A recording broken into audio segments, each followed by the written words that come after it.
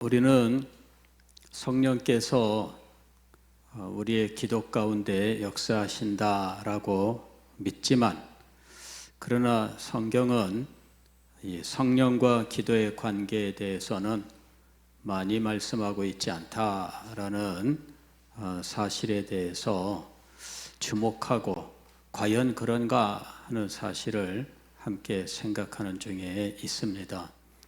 우리가 살고 있는 이 시대를 우리는 흔히 신약시대 이렇게 이야기하는데, 이 신약시대에 대해서 구약에서 여러 가지 예언의 말씀이 있지만 그 중에서 성령과 관계되는 예언의 말씀이 있었습니다. 두 개의 구절을 살펴보았는데, 하나는 스가랴서에 나오는 말씀으로서 은총과 간구에 간구하는 영을 주신다 하는 말씀을 통해서 신약 시대는 간구하는 영의 시대. 이 간구하는 영이란 기도의 영을 말하는 겁니다. 성령을 가리키는 것인데, 성령께서 하시는 사역에 대한 말씀입니다.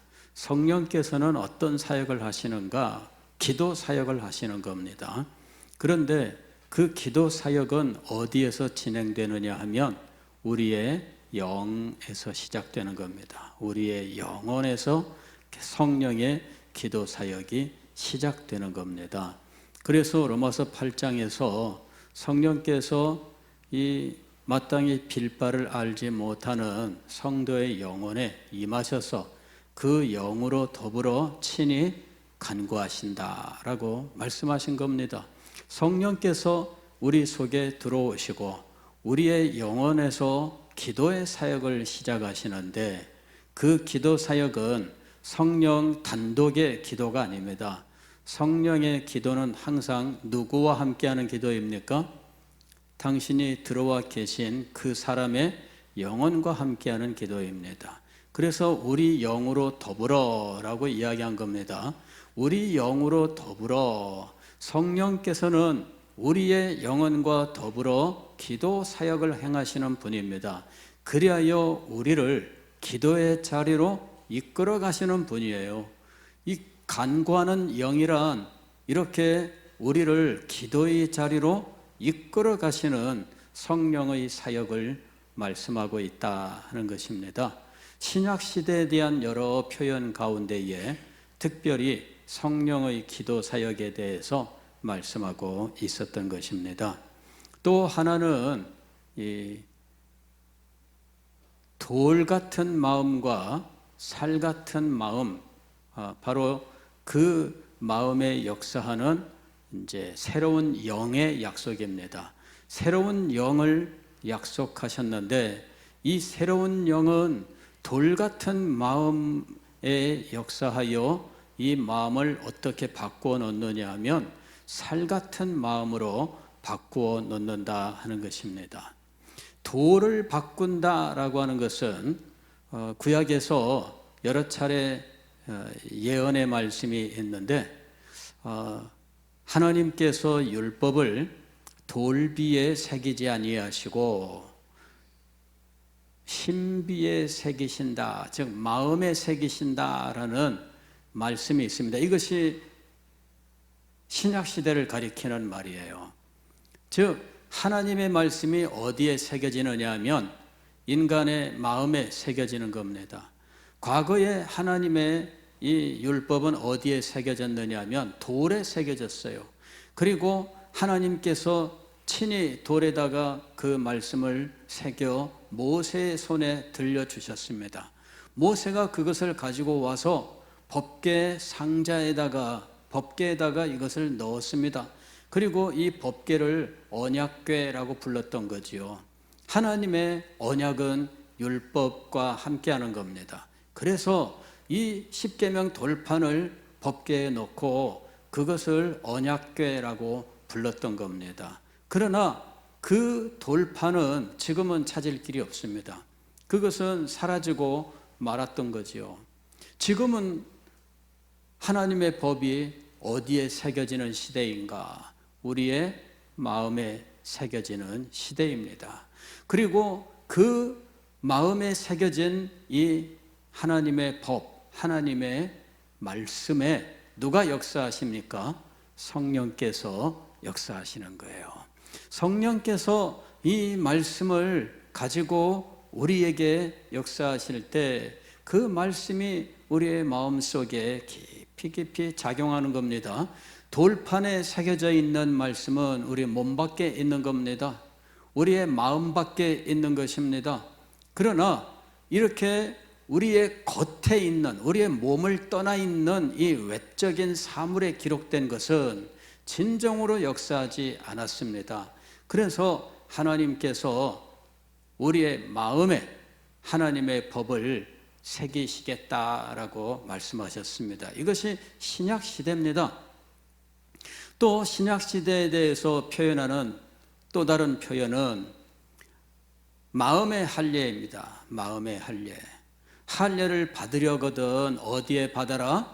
마음에 받아라. 과거의 할례는 어디에 받은 것입니까? 육체에 받았던 것입니다. 살 자국을 잘라내는 것입니다. 그러나 이제는 그렇게 무슨 표피를 잘라내고 피 흘리는 그런 할례가 아니라 마음의 할례를 받아라 이렇게 이야기한 겁니다. 마음의 할례를 받는 시대가 어느 시대입니까? 신약 시대입니다. 이렇게 신약 시대는 철저하게 우리의 마음 또 우리의 영혼이라고 하는 것, 이것과 성령의 역사를 연결시키고 있다 하는 것입니다. 오늘 우리가 읽은 성경 말씀은 신약에서 성령과 기도를 함께 말씀하고 있는 두 개의 성경 구절 가운데 하나입니다. 오늘 말씀을 보면은 모든 기도와 간구를 하되 항상 성령 안에서 기도하고, 성령 안에서 어떻게 하라고요? 기도하고 그랬습니다. 이를 위하여 깨어 기도하기를 항상 힘써라. 그러니까 우리의 기도는 어떤 기도여야 하느냐? 항상 성령 안에서 드리는 기도여야 한다, 이렇게 이야기하고 있는 것입니다. 성령 안에서 기도하기 위해서 성령께서 우리에게 찾아오시기를 기다려야 될까? 그렇지 않습니다. 성령께서는 우리 속에 이미 들어와 계셔요. 신약 시대는 성령이 성도의 영혼의 임재하시고 그곳에서 함께 하시는 시대입니다. 그래서 이것을 우리는 성령의 내주하심이라고 얘기하는 겁니다. 성령의 내주하심으로 성령이 항상 우리 속에 계셔요.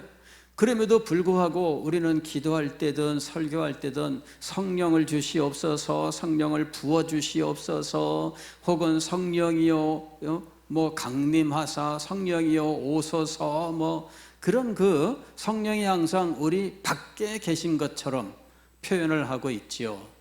그러나 성령은 우리 밖에 계셔서 밖에서 우리를 향하여 찾아오시는 분이 아니라 성령은 언제나 우리 속에 거하시면서 우리 속에서 역사하시는 분이셔요. 우리가 이 성령의 모습을 분명히 깨달아야 됩니다. 성령은 우리 몸 밖에 어디 다른 곳에 계시다가, 특별히 무슨 하늘 보좌에 계시다가 우리가 부르짖을 때 하늘에서 우리에게 내려오시는가? 저는 이제 이런 문제를 가지고 신학적으로 논쟁하는 자리에도 있어 봤는데, 사실 그런 그 말꼬리 잡는 논쟁들은 그렇게 대단한 것이 아닙니다. 제가 신학생 시절에 이런 문제를 가지고 그냥 토론도 하고 또 정답은 무엇일까 나름대로 공부한다고 노력도 해봤는데, 많은 세월이 흐른 다음에 깨달은 것은 성령은 어디서부터 오시는 분이 아니시다. 결론은 성령은 어디서 오시는 분이 아니에요. 왜냐하면 성령은 하나님이셔요. 성령은 편재하시는 분이에요. 성령은 어디나 계시는 분이에요. 그래서 성령이 새삼스럽게 여기서 저기로 옮겨 다니시는가? 그렇지 않습니다. 하나님이 어디를 옮겨 다니실까요? 아니, 온 천지 만물에 이미 하나님이 가득 충만하게 계시는데 거기에서 또 어디로 성령 하나님이 옮겨가신다는 이야기입니까? A에서 B라고 하는 지역으로 옮겨가는 것은 피조물들이에요. 하늘의 천사라도 하늘에서 땅으로 내려오는 요 이동이 있습니다. 이동. 그래서 다니엘서에 보게 되면은 가브리엘이 이동하고 찾아오고 이러는 장면들, 미가엘이 옮겨 다니는 일, 이런 그 천사들의 움직임이 있어요. 그리고 천사들의 움직임에는 당연히 무엇이 수반되나요? 시간이 수반되는 거예요. 즉 시간이 걸린다 그 얘기입니다. 이동하는데 시간이 걸리고 그 다음에 이동하는 동안에 가로막는 일도 가능하다 하는 이야기입니다. 그게 다니엘서에서 보여주는 천사의 한계예요. 천사가 대단한 존재인 것은 틀림없습니다. 육신을 가진 우리에 비하여 이 천사의 그 존재는 영적인 존재이기 때문에 대단한 것은 맞습니다만은 그러나 하나님은 아닙니다.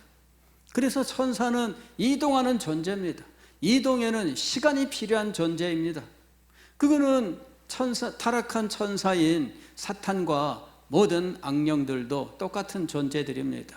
그들은 지역에 제한을 갖습니다. 이곳에서 저곳까지 움직여야 되는 존재이고 여기에 있으면 저기에는 존재하지 못하는 그러한 한계를 가지고 있습니다. 그게 귀신의 한계예요. 천사의 한계나 귀신의 한계나 똑같습니다. 그러나 하나님은 한계가 없습니다. 하나님에게는 공간의 한계가 없고 시간의 한계가 없습니다. 시간이든 공간이든 그 어느 자리에 가든 우리는 그곳에서 하나님을 대면하게 될 것입니다. 이것이 하나님의 편제입니다. 어거스틴이 그의 고백록 1장에서 하나님에 대하여 이렇게 이야기합니다. 하나님, 제가 어디를 가도 하나님을 만납니다. 하나님을 찬양해야 될 이유를 이야기하는데 그가 하나님을 찬양해야 될 이유로 가장 먼저 드는 것은 하나님의 위대함 때문에 하나님을 찬양해야 되는데 하나님의 위대함을 이야기할 때 가장 먼저 이야기하는 것이 하나님의 편지예요. 하나님은 어디에나 계십니다. 그것이 하나님의 위대함입니다. 그리고 그 위대함 때문에 우리는 하나님을 찬양하는 겁니다. 나는 하나님을 찬양하는데 하나님의 위대함 때문에 찬양합니다. 그런데 그 하나님의 위대함을 어디서 보느냐? 가장 먼저는 온 우주를 충만하게 채우시는 하나님의 편재에서 하나님의 위대하심을 발견하는 거예요. 그래서 하나님은 온 우주 만물을 충만하게 채우심으로 어디에나 계시는 분이십니다. 이렇게 고백하는 겁니다. 이 하나님의 편재하시는 영광스러운 속성은 성령에게도 동일하게 적용되는 겁니다. 성령도 어디에나 계시는 분이에요. 그런데 왜 성령께서 움직이는 것처럼 말할까? 여기서 저기로 혹은 위에서 아래로 부어지시고 찾아오시고 이러는 것으로 이야기할까요? 그것은 성령만 그렇게 표현하는 게 아니에요.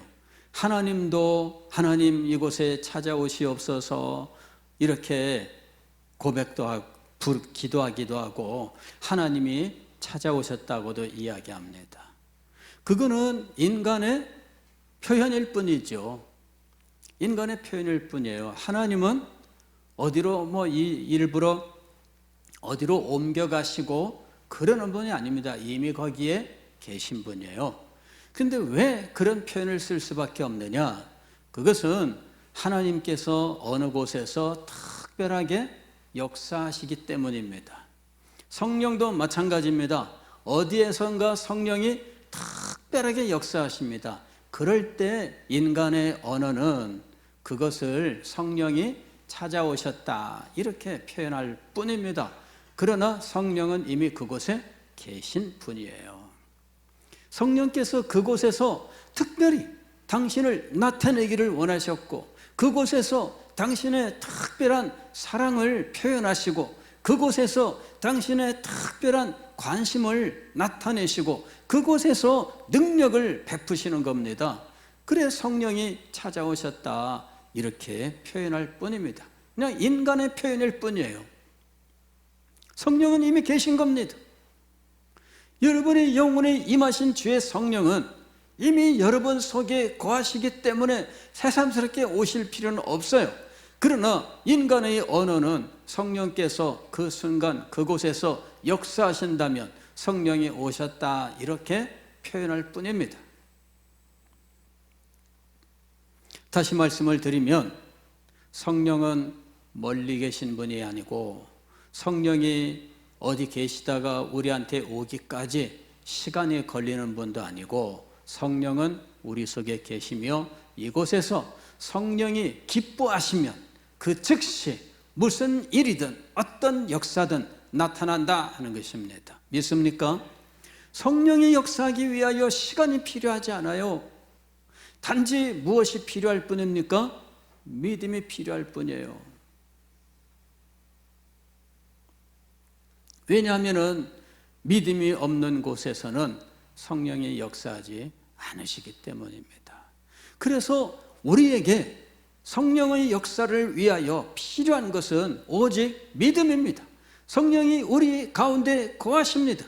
우리 속에서 역사하십니다. 우리의 영으로 더불어 하나님 앞에 기도하십니다.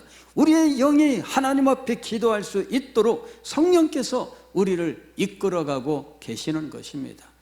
이게 성령의 이끌림을 받는 기도예요. 성령이 이끌어 가시는 기도입니다. 이 이끌어 가시는 기도가 있음을 믿고 주님 앞에 기도해야 됩니다. 성령 안에서 기도하라 하고 말씀하고 있습니다. 이것은 성령의 기도 사역을 믿고 그 성령의 기도 사역에 자기 자신을 맡기고 이끌려 가라 하는 말입니다. 성령은 우리에게 어떻게 역사하시는가? 우리에게 기도의 마음을 주셔요. 우리에게 기도의 마음을 주시는데, 우리에게 기도의 마음을 주실 때 우리의 마음 속에서는 어떤 의식이 생기느냐 하면 자신의 부족함에 대한 생각이 아주 강하게 들어요. 나는 너무나 부족하다. 나는 너무나 약하다. 나는 너무나 참 제대로 못하고 있다. 이런 것, 자신의 연약함과 부족함과 이런 것들에 대한 인식이 그 마음속에 아주 강하게 일어나요. 연약함과 부족함, 그리고 무능함, 자신의 무능함에 대한 깨달음이 있어요. 내 힘으로는 안 된다. 이 깨달음. 여러분, 이런 깨달음이 굉장히 중요한 겁니다. 나는 너무나 부족하다, 나는 연약하다, 나는 무능하다, 이러한 의식이 정말 중요한 거예요. 그런 인식이 들 때에 여러분은 생각하십시오. 이것이 성령께서 주시는 마음인가? 성령께서 여러분의 마음을 깨우쳐 주시는 거예요. 그 마음을 깨우쳐서 성령을 의지하게 하시는 겁니다. 주님, 제가 너무나 부족합니다. 자신의 부족함에 대하여 막 그 부족함이 마음속에서 막 깨달아지는데, 자신의 이 부족함 때문에 자기는 아무것도 아니라고 하는 생각이 막 강력하게 드는 거예요. 그때 여러분은 어떻게 해야 됩니까? 엎드려야 되죠. 연약하다는 생각이 들 때 여러분은 어떻게 해야 됩니까?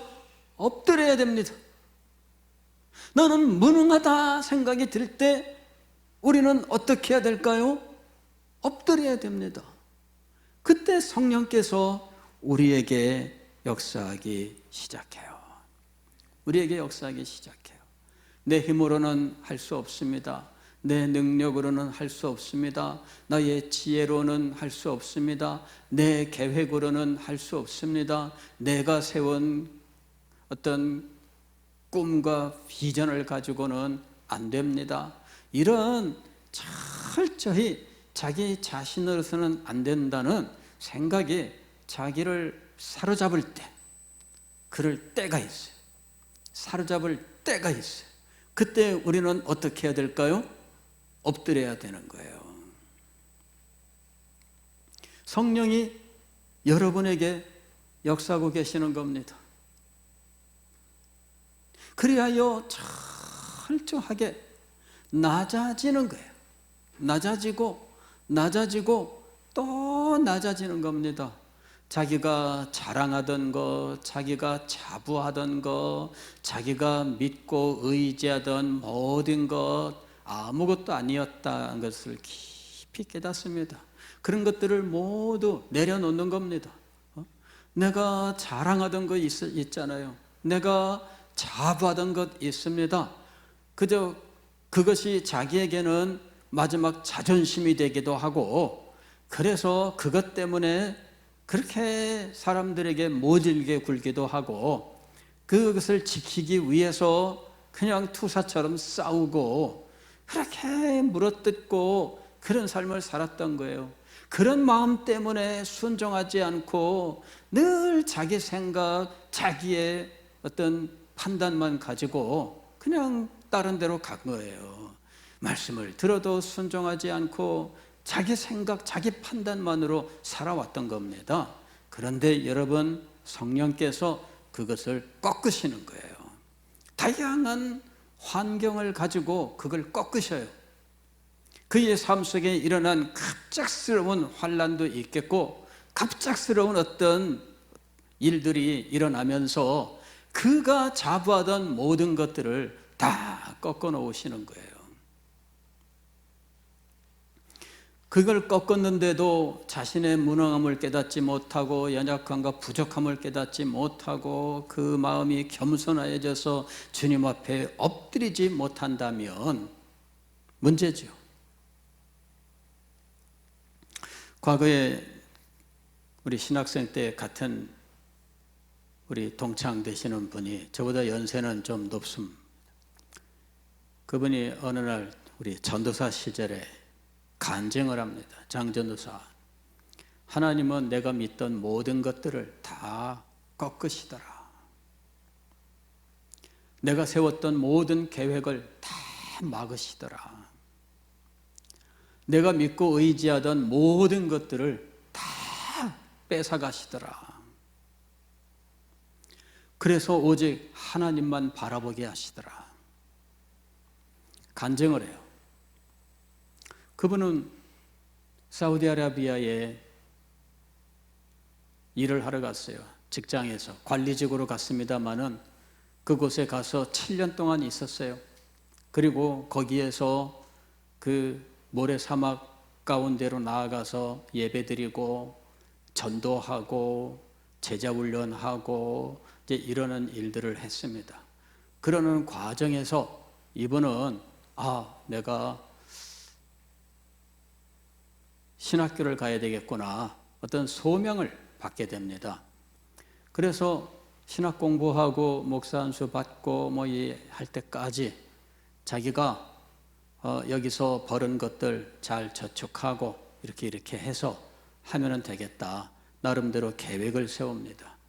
그래가지고 자기가 7년 동안 사우디아라비아에 가서 일한 그것을 가지고 집을 2채를 사게 됩니다.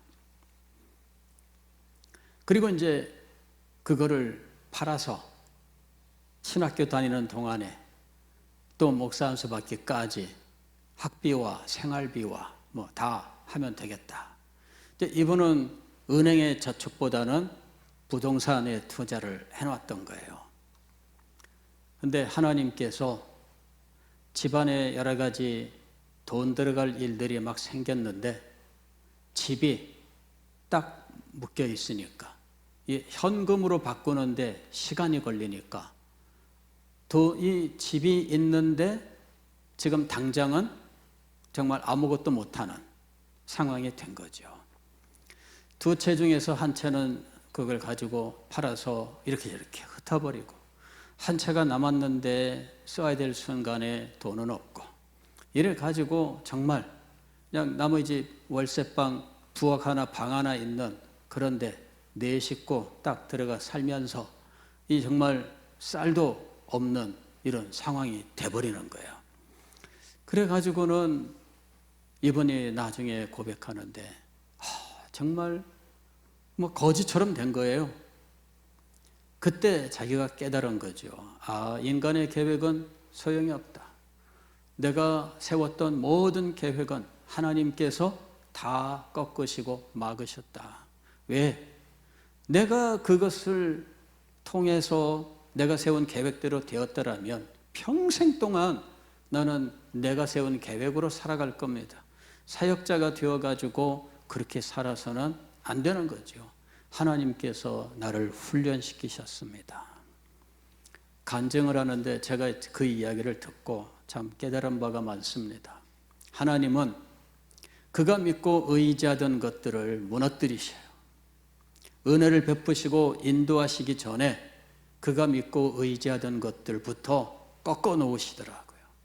그래서 그런 일이 일어나거들랑 정신을 차려야 됩니다. 하나님께서 내게 역사하시기를 원하시는구나. 내가 믿고 의지하던 모든 것들 다 주님께서 꺾으시면서 오직 하나님의 은혜로만 사는 것이라는 사실을 절감하게 하고 하나님 앞에 엎드리게 하신다는 거예요. 성령께서 우리 속에서 어떻게 역사하시는가? 우리의 부족함, 우리의 연약함, 우리의 무능함, 이거를 먼저 깨닫게 하시는 거예요.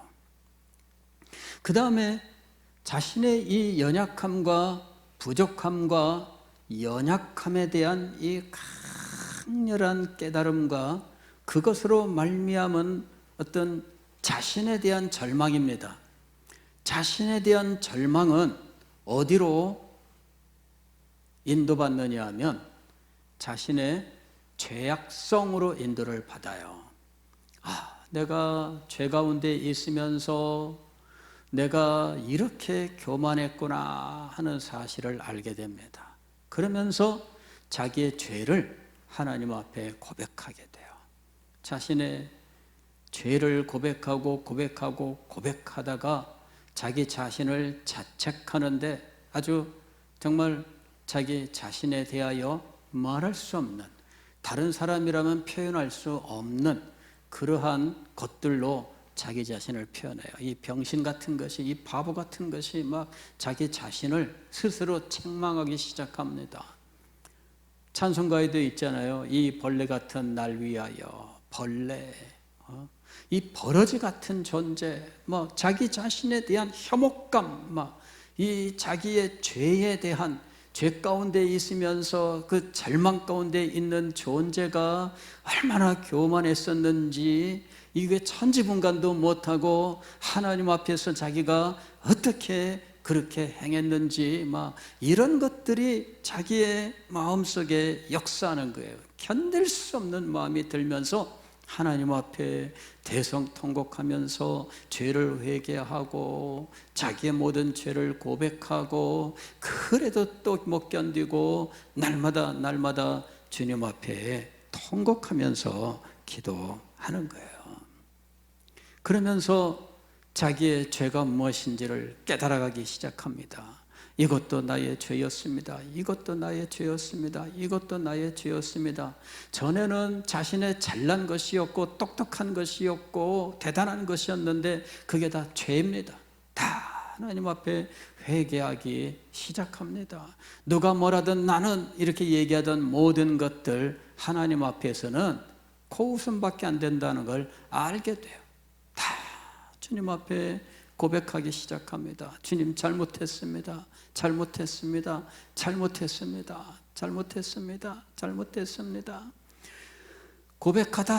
고백하다가 지쳤을 때 내가 존재 자체가 잘못되었다는 걸 알게 돼요.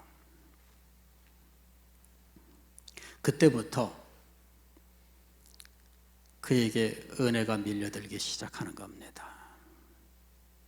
그때부터 예수 그리스도의 십자가가 진정으로 그에게 역사하기 시작합니다. 십자가에 베풀어진 하나님의 사랑, 십자가를 통해 그에게 부어진 하나님의 은혜, 이런 것들이 밀려들기 시작을 하면서 내가 전에는 십자가를 알지 못했다, 내가 전에는 하나님의 은혜를 알지 못했다, 이런 것들을 깨닫게 돼요. 또 그 은혜가 너무나 감격스러워요. 마음속에 한량없는 평화가 밀려들고 기쁨이 밀려들고, 그러면서 하나님의 은혜에 대하여 감사가 넘쳐나게 돼요. 주님 감사합니다. 그렇게 하나님 앞에 엎드려 또 은혜 때문에 울고 은혜 때문에 웃고 그러는 자리에 나아가는 거예요. 마지막으로는 그의 마음속에서 이제는 나는 세상 것은 나에게 아무 소용이 없습니다. 세상의 명예가 무슨 소용이 있으며, 세상의 권력이 무슨 소용이 있으며, 세상 사람들이 대단하게 여기는 것이 나와 무슨 상관이 있으며, 그래 아무것도 세상에 있는 것들은 내게 소중한 것이 없어. 이제부터는 하나님만이 나에게 모든 것입니다. 하나님의 영광, 하나님의 나라, 하나님의 교회, 하나님의 축복, 이런 모든 것들이 너무나 소중한 것입니다. 성령께서 우리를 이끌어 가시는 일이 무엇인지를 알아야 됩니다. 성령이 이끄시는 기도가 어떤 것인지를 알아야 됩니다. 우리는 이런 것들을 알지 못한 채 그냥 기도 제목을 큰 소리로 외치는 것이 그게 무슨 대단한 기도인 것처럼 생각합니다. 그러나 여러분 영혼 속에서 이런 성령의 역사하심이 있는지를 살펴보십시오. 그런 것이 없는데 소리만 높다면 그거는 울리는 꽹과리인 것입니다. 여러분에게는 이와 같은 성령의 역사가 있습니까? 성령의 이끄심이 있습니까? 그리하여 여러분으로 하여금 하나님의 영광을 소망하고 간절하게 기도하게 하는 이런 놀라운 역사가 있습니까? 모든 것 성령의 이끄시는 기도에 달려 있습니다. 모든 기도와 간구를 하되 항상 성령 안에서 기도하고, 항상 성령 안에서 기도하고. 오늘 이 밤에 성령 안에서 기도에 대해서 여러분 더 주님께 간구하고 은혜의 자리에 들어갈 수 있기를 바랍니다.